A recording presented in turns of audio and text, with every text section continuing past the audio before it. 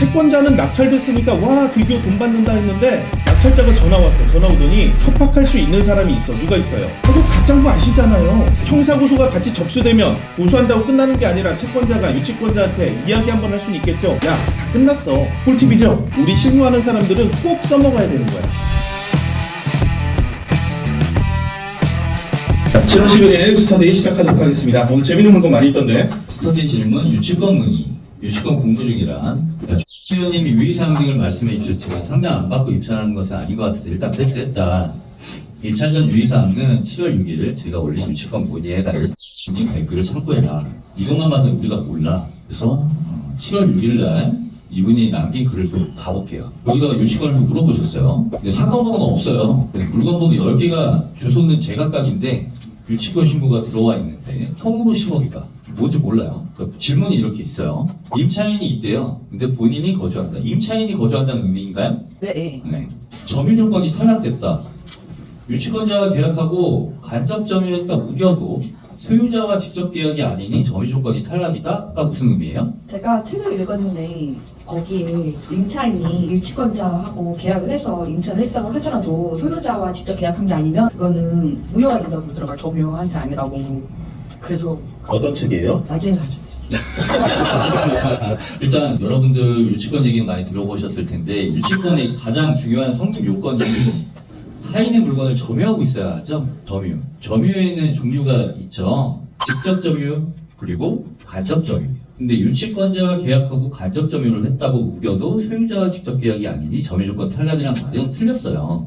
유치권자가 소유자의 동의를 얻어서 제3자와 임대차 계약을 체결해서 과실을 수취한다라는 것은 간접 점유가 인정돼요. 동의를 얻어야 돼요. 소유자의 동의를 얻지 않으면 맞지만 소유자의 동의를 얻었으면 간접 점유가 인정된다고요. 그런데 이 말이 틀렸다고요. 전제 조건이 틀렸어요. 해당 물건에서 배웠던 공사 대금이 맞는지 불명확하다. 이거 알아봐야 되겠죠. 채권의 소멸기간이 3년이 넘었는지 확인이 안 됐는데 건물을 지은 지 모두 10년이 넘어서 유치권이 성립이 안 된다고 보신 건가요? 네. 그렇게도 이렇게 볼 수는 없는 게 접근은 좋았으나 어떠한 소송 관계가 길게 이어질 수 있죠? 맞아요? 네. 그러면 그게 소멸 기간이 끝났다라고 볼 수 있어요?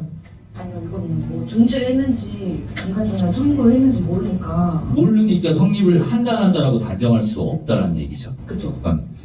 그렇게 이렇게 써놨잖아요. 그래서 이런 생각으로 들어온 거겠죠. 이 질문하신 거를 제가 이렇게 유추를 많이 해봐야 되는데 3건이 낙찰이 됐대요. 10건 중에 3건이 낙찰이 됐는데 3건 낙찰받은 사람은 이러한 사유 때문에 입찰을 해서 낙찰을 받은 거겠죠? 라고 생각하는 거잖아요.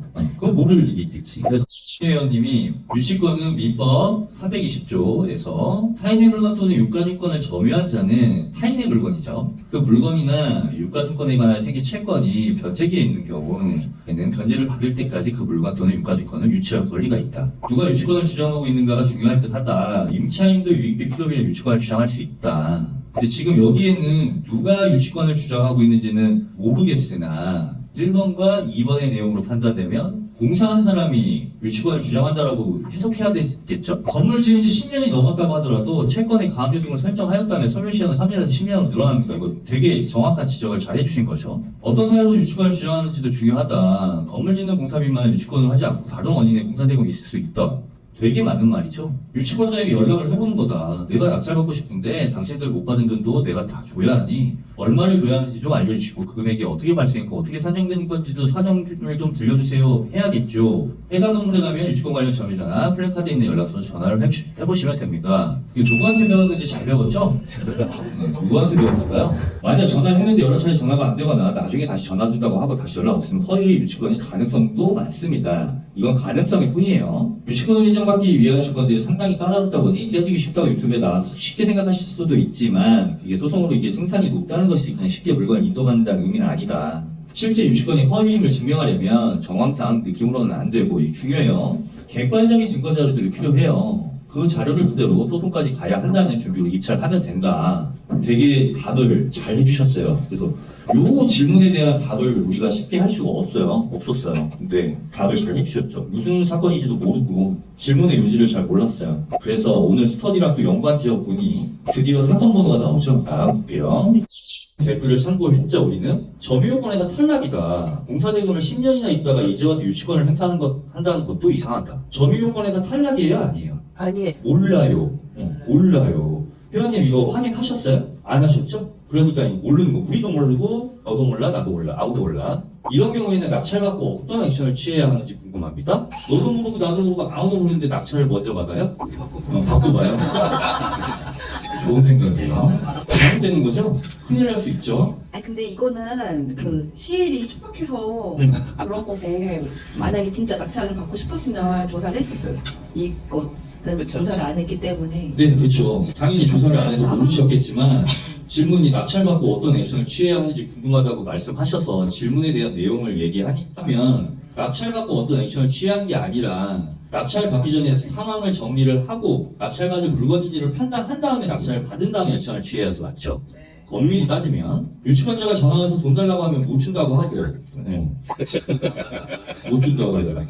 못 줘요, 없어요. 유치원자가 소송을 걸어오면 대응하고 안 걸어오면 그냥 취득하면 되나요? 유치권이라고 하는 것들이 있죠. 이게 아까도 얘기했지만 가장 큰 성립 요건이 점유잖아요. 점유. 만약에 상대방이 점유를 하고 있다면 상대방이 소송을 저한테 걸어오나요? 내가 걸어야 되지 않나? 유치권 부정적 확인 소송을 내가 걸어야 하지 않나? 명도소송을 하면 내가 걸어야지 상대방이 걸어오는데 내가 취득을 한다? 안 걸어오면 취득을 하다가 잘못된 말이죠? 유치권은 점유를 내어주지 않을 권리라 그랬죠. 그러니까 내가 유치할 권리가 있는 거야. 그 권리밖에 없는 거야. 낙찰자가 나왔어. 유치권자가 우리한테 돈을 달라고 할 수 있어요? 아니요. 없어요. 점유를 내어주지 않을 권리만 있는 거야. 점유만 하고 있는 것뿐이야. 낙찰자가 그거를 점유해서 내가 가져간다는 걸 거부할 수 있는 권리지 우리한테 돈을 달라고 할 수 있는 권리가 아니라고요. 그러니까 질문부터가 잘못된 거죠. 유치권자가 와서 돈 달라고 하면 그냥 유치하고 계세요. 나 돈을 줄 권리가 당신한테 없어요 라고 이야기하면 되는 거예요.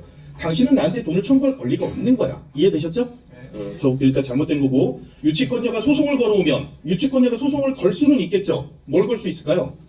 유치권 존재 소송을 할 수 있겠죠. 유치권자가 걸 수 있는 거니까. 그러니까 우리한테 점유를 내어주지 않으려고 했는데 우리는 야 너 유치권 존재하지 않잖아 나가 그랬어. 보통은 낙찰자가 유치권 부존재 소송을 해요. 유치권이 성립하지 않습니다라고 부존재 소송을 하는데 유치권자가 먼저 짜증나서 소송을 걸어오면 낙찰자한테 유치권 존재 소송을 걸 수가 있는 거야. 제 유치권이 성립해요 라고 법원에 청구할 수 있는 거예요. 이해되셨죠? 그러니까 존재 소송은 가능하다.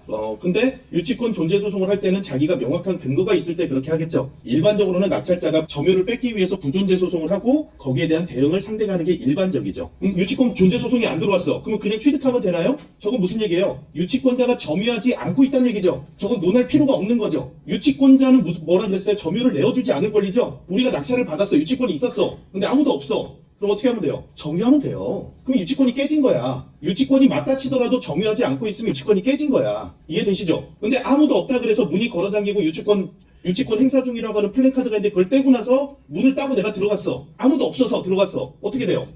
형사처벌 받죠. 유치권이 존재하는지 존재하지 않는지 상황이 끝나지 않은 상태에서는 강제로 들어가면은 형사적인 책임을 감당해야 돼. 그런데 명확하게 토지야. 토지인데 점유하고 있는지 점유 안 하고 있는지 현수막도 없고 점유하고 있는 사람도 없고 뭐 펜스도 안 쳐 있어. 내가 편하게 드나들 수 있어. 그러면 점유해도 된다고요. 여기까지 끝난 것 같아요. 사건 내역이 쭉 보여지는데 전입세 대관 내역에 임차인 한 명이 있다.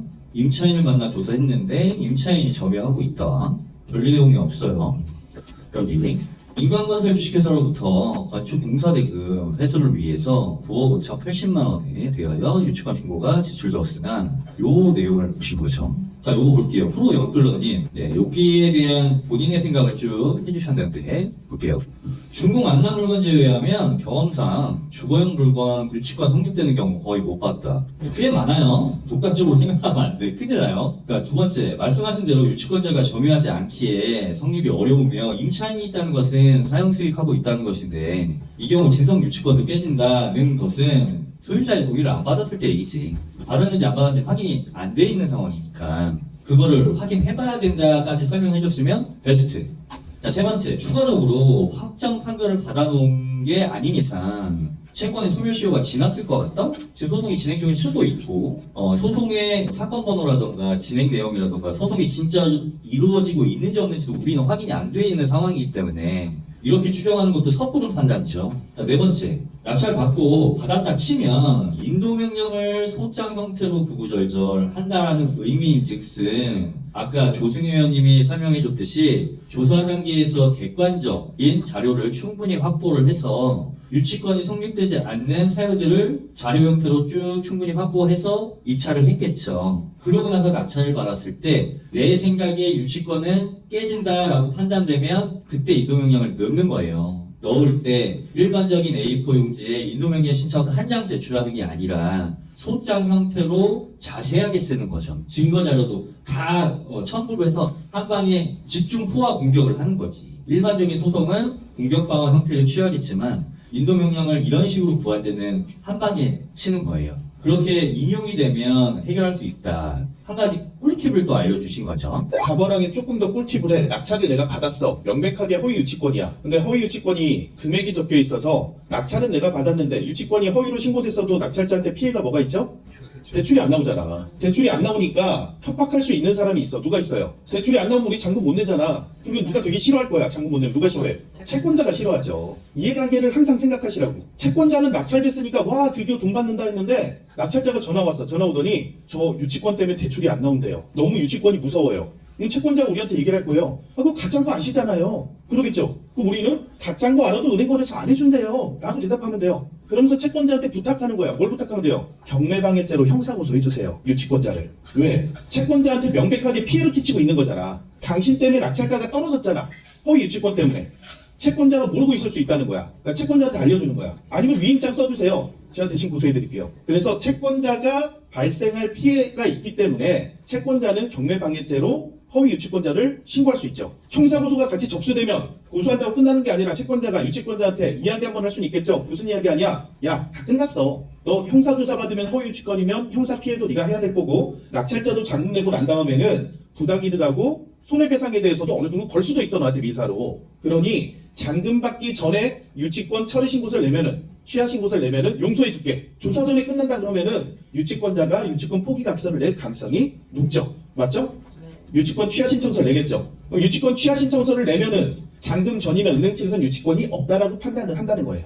꿀팁이죠? 그렇죠? 이거 잘 안 써먹는데 우리 실무하는 사람들은 꼭 써먹어야 되는 거야. 그렇게 하지 않으면 유치권자는 이 허위 유치권을 왜 신고했을까요? 저기다가 성립되지 않는 거 알아. 허위 유치권을 신고했어. 왜 신고했을까요? 낙찰자랑 합의해서 돈 뜯어내. 낙찰가를 떨어뜨리거나 낙찰자한테 협박을 해서 합의를 해서 돈을 뜯어낼 요량이었는데 아 들켰다. 아 내가 낙찰 못 받았네. 아 가격을 못 떨어졌네. 나는 목적이 실패했죠. 목적이 실패했는데 형사고소 조사받으러 가야 되지. 이거 잔금 내고 나면 민사소송 당할 것 같지. 귀찮고 무섭잖아. 그러니까 잔금 전에 취하 신청서를 낼 가능성이 높아지죠. 허위라 그러면 만약 이 사람이 유치권자가 아니야 나 법대로 할 거야 라고 했다 그러면 낙찰자는 그때 진성유치권이 진짜로 있나 하고 내가 파악하지 못한 부분이 뭐가 있나라고 세밀하게 알아봐야겠죠. 낙찰자가 세밀하게 알아볼 수 있는 방법 뭐가 있을까요? 방금은 채권자하고 다툼이었으니까 낙찰자가 세밀하게 알아볼 수 있는 방법 유치권자한테 이제 진짜로 물어볼 수 있겠죠. 안녕하세요. 제가 낙찰받은 사람인데 허위죠가 아니라 낙찰자는 잔금 내면서 유치권까지 같이 준비하고 인도받고 싶은데 유치권에 대한 자료 주시면 저희가 검토해서 돈을 준비할게요 라고 하면 자료를 주겠죠. 그렇잖아. 그럼 자료 받아보고 내가 잘못 분석했네? 라고 하면 최소한 보증금을 포기하는 선에서 일을 마무리할 수도 있겠죠. 돈 다 날리진 않을 거 아니야. 보증금을 포기해야 되나? 그럼 아니면 매각보로가 신청해야 되나? 여러 가지 판단을 할 수 있기 때문에 저런 거 같은 게 낙찰을 받자마자 움직여야 돼. 채권자하고 접촉하고 유치권에 대해서 움직이고 그러면 우리는 최소한 피해를 막을 수가 있다. 재밌죠? 여기까지 가니까. 예, 그렇게 되면 4번항에 대해서 인도명령 소장으로만 아니라 인도명령 소장에도 신의사님이 설명해 준 것처럼 하고 뒤에 낙찰을 받고 뒤에 것까지 빠르게 움직여야 된다. 이게 중요한 거예요. 5번에 인도명령 기각 때문에 유치권 부존재 소송 진행해야 되겠죠. 네, 진행하시면 되고요. 우선 유치권에 접촉해보시고 채권자 측에 연락해 정보 수집하시고 채권자 측에서 경매방해죄로 신고 그리고 유치권 배제 신청하도록 움직이는 게 좋을 것 같습니다. 요거에 이제 대표님이 말씀해주신 그 내용과 대표님이 상통하는 것 같고 요거 1번이 제가 아파트 낙찰받은 게 있는데 요거였어요. 준공이 난 아파트를 주거용 아파트죠? 주거용 물건 아파트 유치권 성립되는 거 낙찰받았고요. 그 성립되는 낙찰 받고 나서 4번을 했죠. 인도명령 신청을 소장 형태로 한 20몇 장을 제가 넣었어요. 바로 인용받았어요. 그래서 인도명령 집행까지 했어요. 저는 제 경험상 이렇게 일반적으로 생각만 하고 독단적으로 판단해서 움직이지 않는 게 좋다라고 설명을 드리고, 유치권 공부 중이라 질문 독촉 문자 받기 전에 남깁니다. 질문 독촉 문자를 보내지 않겠어요. 왜요? 보낼게요. 네? 보내요? 받으면 막 이렇게 올려야 되는 의무감이 막 생겨가지고 그러니까 안 한다고.